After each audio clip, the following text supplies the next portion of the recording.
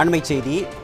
செங்கல்பட்டு மாவட்டம் கிளாம்பாக்கம் பேருந்து நிலையத்தில் மாநகர போக்குவரத்து கழகத்தின் தற்காலிக ஓட்டுநர்கள் மற்றும் நடத்துனர்கள் போராட்டத்தில் ஈடுபட்டுள்ளனர்.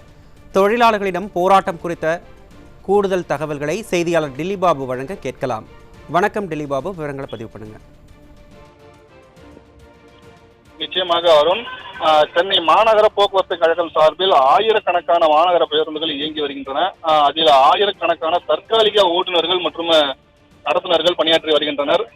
மாநகர பேருந்துகளில் சென்னை மட்டுமின்றி பல்வேறு மாவட்டங்களைச் சேர்ந்த ஏராளமான தற்காலிக பணியாளர்கள் பணியாற்றி வருவதும் குறிப்பிடத்தக்கது. இவர்களுக்கு தினமும் 750 ரூபாய் கூலி வழங்கப்பட்டு வருகிறது.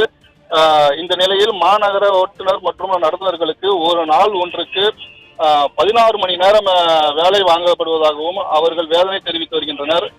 இருந்தும் தங்களுக்கு எதிர்காலத்தில் நிரந்தர பணிகளின் போது முன்னுரிமை கொடுப்பார்கள் என்ற அடிப்படையில் வேலை செய்து வருவதாகவும் அவர்கள் தெரிவித்து வருகின்றனர்.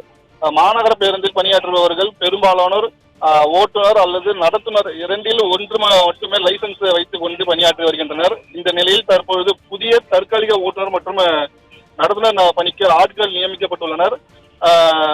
அவர்களுக்கு ஓட்டுநர் மற்றும் நடத்துனர் 2 லைசன்ஸ் இருந்தாலும் இருக்க வேண்டும் என்று கட்டாய ஆக்கப்பட்டுள்ளதாக தெரிவிக்கப்பட்டுள்ளது.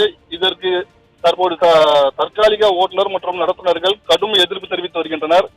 ஏற்கனவே இது தொடர்பாக இந்த துறை அமைச்சர் சிவசங்கர் சந்தித்து கோரிக்கை மனுவும் அளித்துள்ளனர். இந்த நிலையில் திடீரென கிளாம்பாக்கம் பேருந்து நிலையத்தில் குவிந்த தற்காலிக ஓட்டுநர்கள் மற்றும் நடத்துனர்கள் கிளாம்பாக்கம் பேருந்து நிலையத்தில் குவிந்து கவன ஈர்ப்பு ஆர்ப்பாட்டத்தில் ஈடுபட்டு வருகின்றனர். தங்கள் கோரிக்கையை கனிவுடன் தமிழக அரசு ஏற்க வேண்டும் என்ற கோரிக்கையும் முன்வைத்து வருகின்றனர். அருண்,